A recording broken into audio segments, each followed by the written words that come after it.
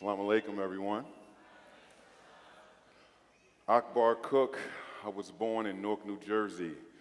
My grandmother, she raised me and my mother. I didn't have a dad, and he was incarcerated. And I just remember the stories and teachings from my grandmother. She always was a foster parent, and she didn't take in some of the better kids. She took in some of the most disadvantaged youth. And they grew up as my cousins, so even now, to this day, we still have some of them living with us, and I think that started me at an early age of trying to take care of others that were in need. I remember my Aunt Diane and my Aunt Carolyn, they was always in the Newark public school system, and I remember them just always wanting me to be in front of kids, and I remember them giving me a counselor job. I was a counselor at the age of 15 at a camp called Life Camp in New Jersey, and I remember just being able to lead youngsters, I want to say about 15 to 20 kids, but I remember just having the gift of gab, like I understood what they were saying, I understood where they was coming from, and just from all that time while I was in school, every summer I would go back and I would be a camp counselor to them. So when it was time for me to go to college and I didn't know what I wanted to be, I referred back to my teachings from my grandmother and my aunts. I ended up becoming a teacher right out of college, and it was hard because they hired me because I was this big black man, and they thought I was going to be a drill sergeant and just get kids, you come up, you line up, get over here, and that wasn't me. I always led with love. And it took me, I want to say, about 4 or 5 years to get that point across to my administration that I lead with love and not with this stern fist. And so I struggled my first couple years just trying to find myself. And I want to say after a while, my Aunt Diane, she always, we call her Umi, my Aunt Umi, she always said, Ak, you need to go back to school and become an administrator because you can lead more students. And I just really never just listened to her. I just was like, go ahead, Omi, you don't know what you're talking about. I'm okay. And I just kept going on in this path. And I remember she retired, and we found out she was sick. She was diagnosed with terminal cancer. And my Omi ended up leaving me before I had the opportunity to show her the man that I could be. And I want to say my Omi passed in about March. It was like March 2012. I finally became an administrator, vice principal that next month. I don't know if it was her looking down on me, but I ended up becoming an administrator. And I want to say from that point on, I knew I wanted to do all the things she thought I could do, but while my family was there to smell the roses, I didn't want to let that opportunity pass. So when I hit the ground running, I just was not trying to let up. And I was at a school called Newark Vocational. And Newark Vocational was in I want to say a good part of Newark, but it was a small building. We had about 300 kids, and it was like the Brady Bunch. All of us in there having a great time, not worrying about the dangers that was in the other parts of the city. And that went on for about 3 years. We've done some amazing things there. We was getting kids to go to school. And then I received the news that they wanted me to go to Newark West Side. Newark West Side was like the Bermuda Triangle of schools. It's like people went to that school and didn't come back. And even though I was from the area, I was kind of scared. I was like, wow, what I'm going to do when I get up there. So I remember I went up there just to get the lay of the land. And it was like a mall. The kids was just in the hallways, not in classes, running around. It was graffiti all over the building. It looked like what you've seen on Lean On Me. It looked worse than that. And I was like, wow, what am I signing up for? So I remember I want to say about the 2 weeks before my whole staff got a chance to move into the school, I was greeted with my first bout with death. One of the students that I seen running those halls, they found her body in an abandoned building. She was in there all summer decomposing. And that was my first bout with death, and it just sent shockwaves through my system. Like, I didn't know this was, went on in high schools. I thought this was something you see on The Wire or one of those TV shows on HBO.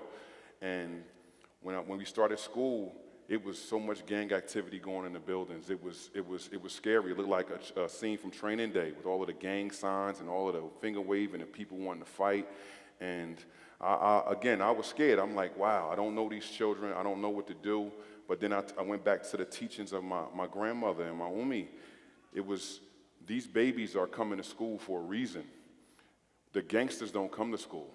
They already told their parents that they're done. They're not coming. There's nothing you can do to make me go. But if they're in school, someone made them go. Umi made them go. Grandma made them go. Nana made them go. So I'm saying, okay, if you're scared of your grandmother or your Umi, then not saying you have to be scared of me, but I'm going to lead with love because you obviously want to be here because you could have chose a different route. So it took some time, but we started, I had to kick some of the kids out that didn't know where they were going. I had to kick some of them out. But the ones that wanted to stay, we started moving the agenda, and it was like, wow, it was some great things going on. And I want to say about the middle of that school year, one of my students got kidnapped. And again, this was like, you read this, these things, or you see it on TV, and they was holding him ransom. I didn't know this young man, name was Yusef. Yusef was they say he was the connect for students to get illegal substances. And they say they kidnapped him in effort to get to the connect. And when they couldn't find the connect or he wouldn't give up the sources, they dumped his body in his neighborhood. So I had another bout with death, and it was a gruesome murder. And it sent shockwaves through my building because they were saying some of my students set them up, so it was more gang wars, there was some fights, there was some shootouts at other places. And I'm just like, this is not what urban education looks like. That's what I thought, but now I'm knowing this is the new normal. So we end up completing that school year, and I remember watching Facebook. We have a thing called RLS Media where it gives you all of the insight of what's going on in your neighborhood. And I remember just watching it almost like a police scanner. Anything that happened in the West Ward either was happening to my kids or my kids were doing it. And it was a terrible feeling for me to be the protector of these young women and men. And I watched, and it was bad. So we opened up the next school year, and we started to right the ship. Like I said, all of the gangsters was gone, and now we was getting to the education. I was getting kids in class, and the attendance was still down, but the kids that wanted to be there, they were there. So I want to say almost to the end of school, we almost got through, and I had a kid, Luther was his name, and Luther, he was still one of those kids that was straddling the fence. He was very into the streets. He was gang affiliated, but he wanted to get that piece of paper for his mother, so he was holding on. But the streets ended up catching up to Luther because they killed him right before graduation in a drive-by shooting. So that was 3 students that I lost already to gun violence, and it was like, wow, what can I do? And it was almost near summer where, again, I had to watch like a police scanner what was going on. So I said, you know what, let me speak to my alumni association and some community members. And I said, I want to create a program that mirrors the days of old when I had a Boys and Girls Club, because we don't have any in my part of the city anymore. So I said, I want to create a program called Lights On. We say Lights On because, bad things happen in the dark. So we called it Lights On, and I also said, even if you've seen in the clip, that all schools in America right now, even in Houston, the lights are on at night. You drive by school, all the lights are on. So I was just saying, let's put some caring people in the building that cared about kids and wanted them to do well. So that first day, I want to say we had about 30 people. And the 30 people, I thought it was going to be middle school kids. I thought it was going to be maybe a couple high school kids. I want to say I had 40-year-olds with their students. I had 25-year-old gangbangers. I had 8-year-olds, just running around. So nevertheless, I knew that I still had to service them. But we opened up, we fed them, we had just board games and stuff, and it was wonderful. And I want to say that went on for a number of weeks. And we still was just averaging about 40, 50 people. And after a while, the word got out to a local writer, a newspaper writer. His name was Barry Carter. And Barry Carter wanted to come out and see for himself. He just didn't want to go on word of mouth. So when Barry came out, at the time, we was getting those prepackaged meals. We was getting those meals that have like maybe a turkey and cheese sandwich in there, some celery and stuff like that. So if it was a bad day, like it was chicken salad sandwiches, the kids didn't want to eat it. So I didn't want all that food to go to waste. So even at 11 o'clock, I would take myself, and if I had my sons with me, we would go down to the train station and we would feed the homeless. before we went on home. And Barry Carter, like I said, he watched the whole time, and he even came down and fed the homeless with me. And once Barry Carter did the article, then other parts of the city found out, and then we started averaging, I want to say about 170 kids were coming now. And like I said, we was feeding them. It was no acts of violence. And it was just a beautiful experience. And I want to say we ended that summer, and it was awesome. We had this big old celebration, and ice cream trucks. We was giving out things, and I want to play a video before I go to the next part. But it kind of symbolizes that first year, and I have the videos, and the videos just going to talk about some of the things that we've done at Lights On. But I want to show you this first clip.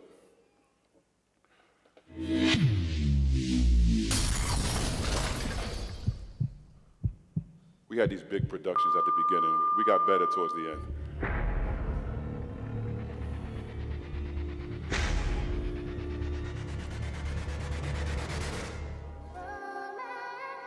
If I wasn't at the Lights On program, I'd be out on the block somewhere, probably getting high, probably with my boys. I don't know. I'd be in the street jeopardizing my life. You being here instead of being out there, somebody drive by, see you, you get hit for somebody else just standing there like, it's crazy out there. Programs like this keep me alive.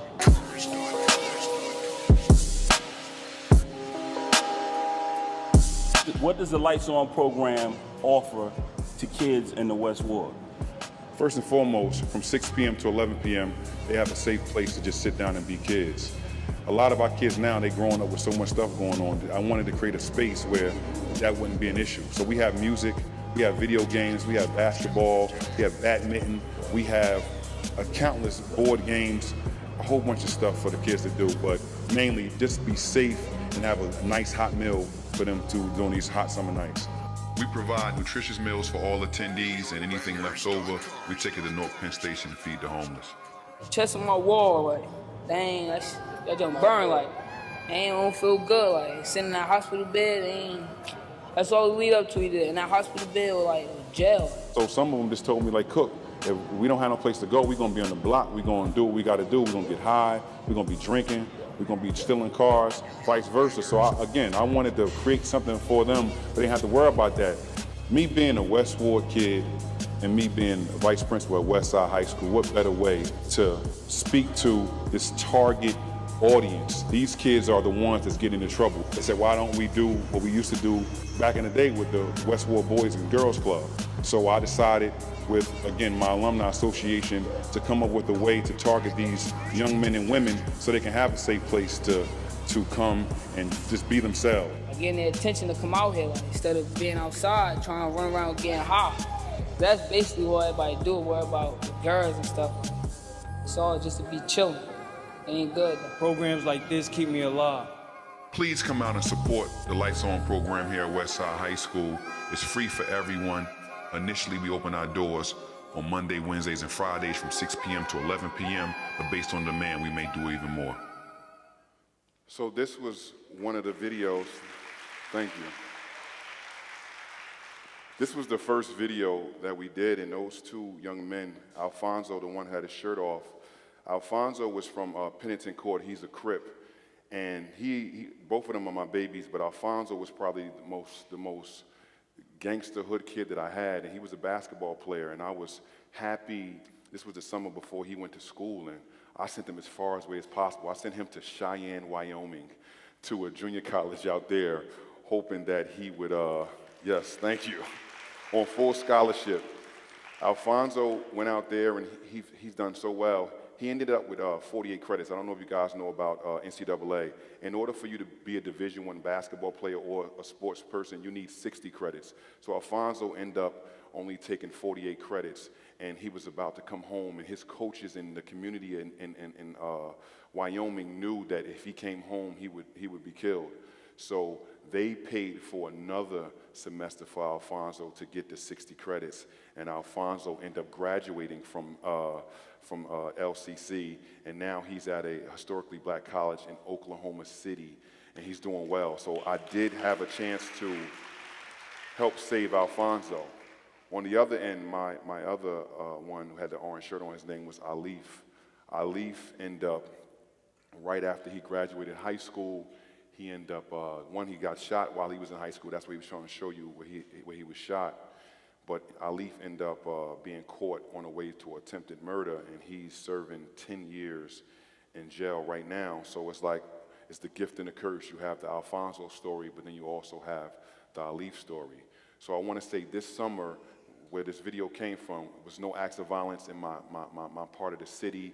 The kids were safe. We felt like we did a great service. And getting back to where I left off, I said we had this huge celebration where I had the ice cream truck came out, and it was beautiful. And one of my young ladies came up, and she gave me a high five all my ladies. She gave me a high five. She got some ice cream, and then she just left.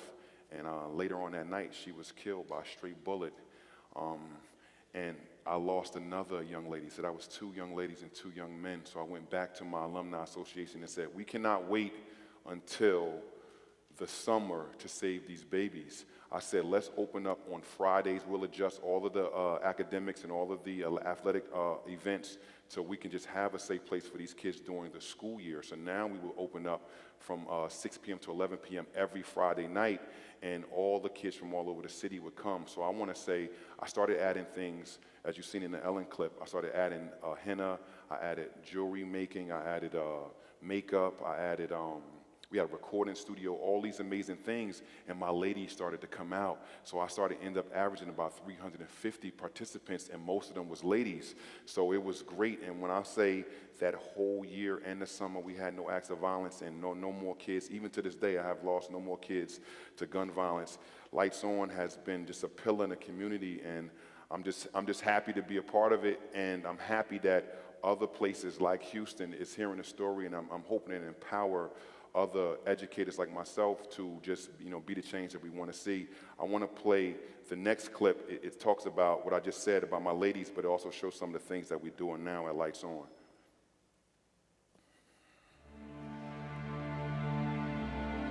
What's the biggest change since you started the Lights On program in the West Ward? Big change. Last year, I want to say the last day, we had this huge celebration at Lights On, had the ice cream truck out here. And I remember one of my young ladies that came, and they had some ice cream, and they just left. And I'm just like, it kind of drove home the point that I didn't have enough stuff for the ladies. But later that night, the same lady I'm referencing, she got shot by a stray bullet, and she passed away. We opened up school in morning, and I went back to my alumni association, and I said, we got to do something more for the lady. We opened up Lights On to focus on the ladies.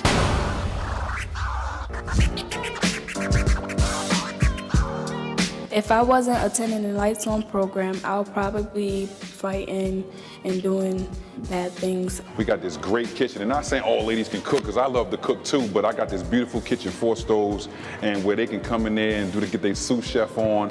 When I'm attending the Lights On program, I'm usually doing the hennas, or I'm in the gym playing basketball, dancing with my friends or in the weight room, just chilling out. Yeah, the food ready, let's go. Chicken, stewed chicken, macaroni and cheese, potato salad. Or I'm either in the game room just watching them play 2K and playing pool waiting for my turn.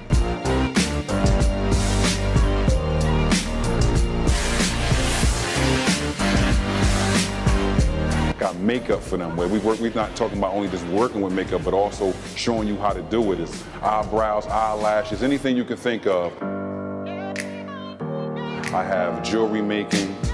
I just really want to do more for my ladies, because the fellas, I can just roll out some basketballs and the fellas would be fine. The Lights On, it helps me build confidence, and it's a safe place. That's why all y'all should come to Lights On.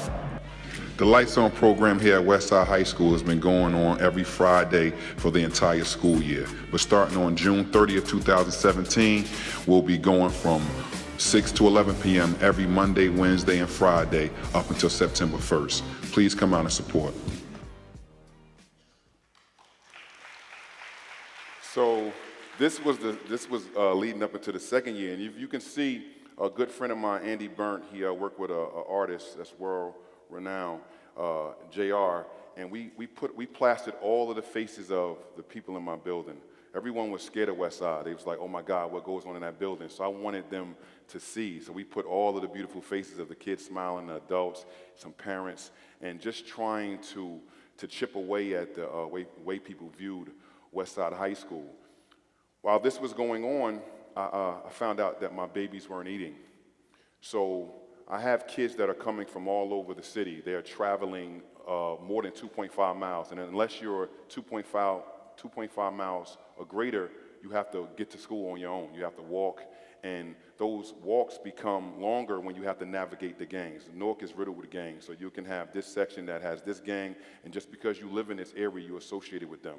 So my babies were getting to school 10, 11 o'clock because they had to, one, either take their siblings to school and then navigate their way to get to school safely, or they just would have to navigate that journey that I just told you about, and they would get to school and they wouldn't be eating breakfast. So we made it a point to make sure we made the breakfast period longer. All my kids are 100% free and reduced lunch. That means they all coming from poverty, so they all qualify for free lunch. So we made sure they had a lunch, and then after school, we did an extended day meal where the babies could get something on their way home. So I thought we was doing excellent until I started hearing from the babies coming to school and saying, "Cook, we didn't eat over the weekend." Like, they was waiting to come to school to get these meals. So I work with a local food bank. NJ Food Bank is in Hillside, New Jersey, and they had this program called Family Packs. And when you get a family pack, it's enough food for a family of 4. And the kids come, they get the pack, and it's enough. So, but if you have 8 in your house, they give you 2 packs. So I started doing this, and I thought, oh, wow, I done did it, we're good. Those babies were feeling embarrassed to get the food. And I would notice that even though I called them down, I didn't know how to not, embarrass them, but I had to tell them that I had the food for them to come get, but the babies were, like I said, being embarrassed and they didn't want to come get it, so I started finding like food packs all over the building, and I'm like, wow, here I am, the parents told me that they needed it, you told me that you needed it, but you're so worried about what other people think that you would leave the food in school for, for whatever to happen.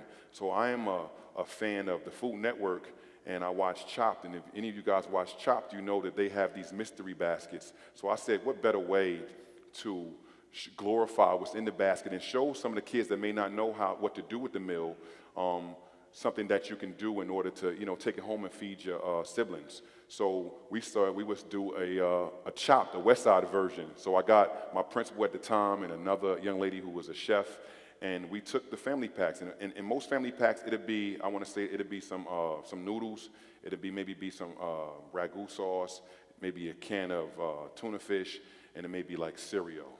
So this is the family pack. So to us, some of my cooks out there in the audience, you would probably figure, okay, I can cook this and a third, but for a kid that is parentified, meaning the parents are not home at all and they just taking care of their siblings, they had no idea. So that was another thing that we started doing. We was like, okay, we're going to do these episodes of Chopped. I don't have it here for you to see because it's too long, but we started doing episodes of Chopped, and we're just trying to empower the kids to listen, like, this is a good thing. You have food, take it, and I was trying to say to them, so they wouldn't feel embarrassed, take it to a neighbor. It's someone on your block that may need some of this food. Just do this. And I want to say, once we started doing Chopped, then the baby started taking the food home. And now we have so many families that are eating on the weekends. But we didn't want to stop there. It was like, okay, the lights on, it's going, but what else can we do? So I want to play you the next clip, and this is the 3rd year. So coming up. That's our logo, Rough Riders.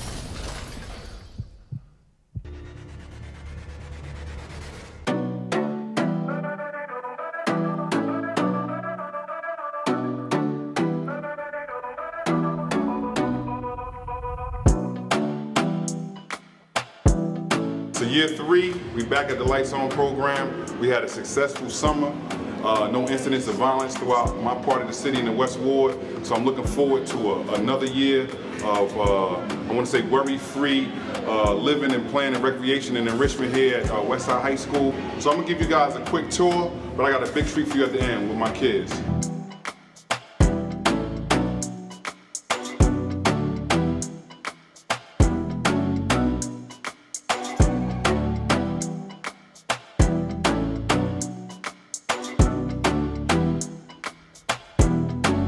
Purchase your tracks today.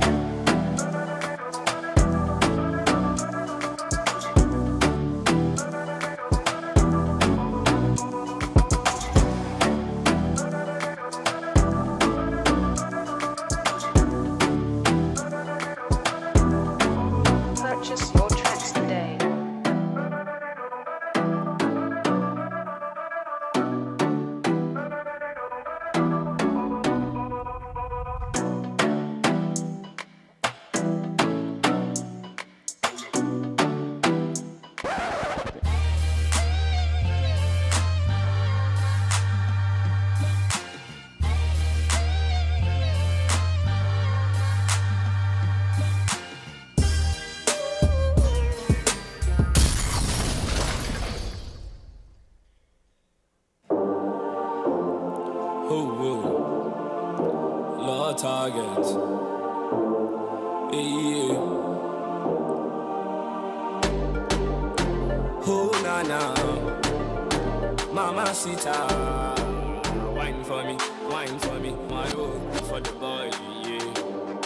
The way you do that dirty wine, oh. The way you do that dirty wine, oh. You they do me like a saxophone, oh. Do me like a saxophone, oh.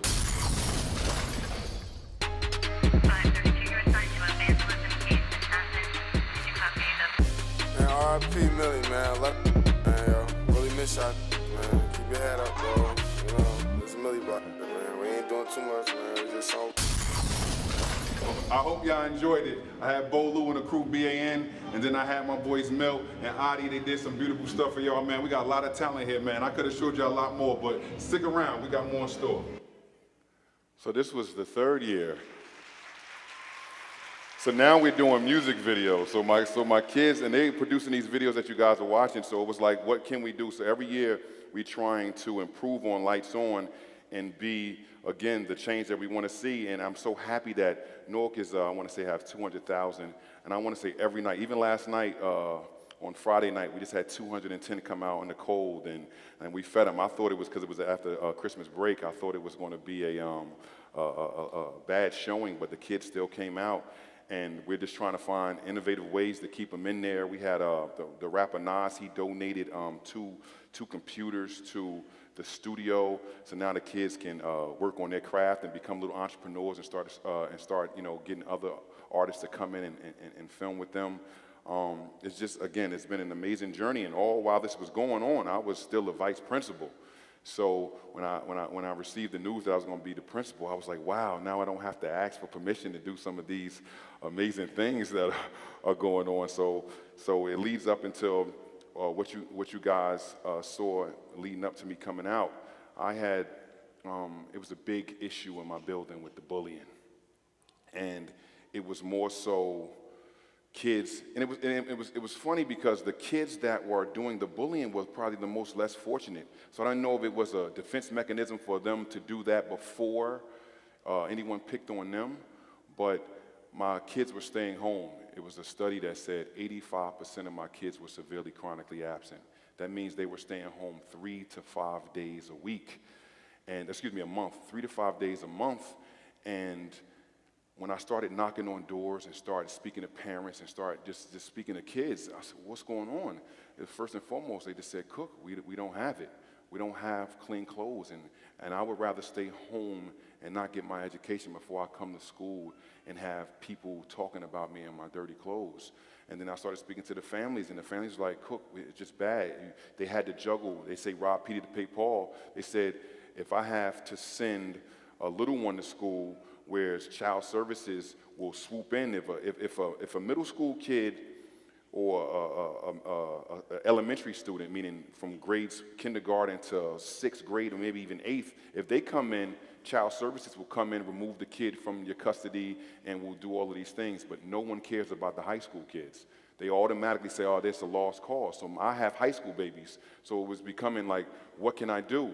So I just started just thinking, like, what would get me the greatest impact? And just hearing from them, it was like, okay, I'm just going to get some washers and dryers. I went to my alumni association. I said, this is going to be the new thing. I just need 5 washers, 5 dryers, and, just help me get the check, and we'll do that. So at the time, PSE&G is our local energy company. They said, Cook, absolutely, I got you. They gave me $20,000 right there on the spot. I wrote probably the worst grant in history, but they still gave me the money, and I was so excited. I went back to Newark Public Schools and said, look, I got a $20,000 check. I can buy some real good washers and dryers.